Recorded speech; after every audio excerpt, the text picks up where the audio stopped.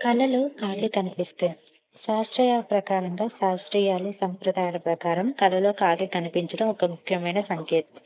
అంటే ఇలా కళలో కాకి కనిపిస్తే దానికి అర్థాలేంటో ఇప్పుడు ఇలా ఉంటాయి.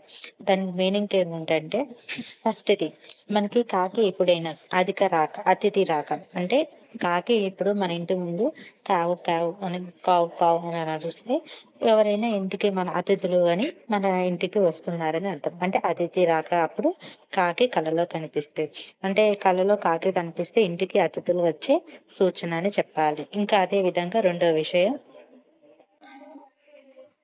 కలలో కాకి కనిపిస్తే ఏదైనా శుభవార్త అంటే శుభవార్త అంటే ఆహ్, ఏదో మంచి సమాచారం లేదా శుభవార్త అందుకోబోతున్నారని అర్థం. అంటే ఎక్కడో ఒక దగ్గర మంచి జరుగుతుంది. ఆ మంచి అనేది మనం వింటాము. అంటే ఆ శుభవార్త అనేది మనకి చె వేరే వాళ్ళ వేరే వాళ్ళ ద్వారా మనం వింటాము. అంటే వాళ్ళ ద్వారా ఆ శుభవార్త అనేది మనకు అందజేయబడుతుందని చెప్పాలి.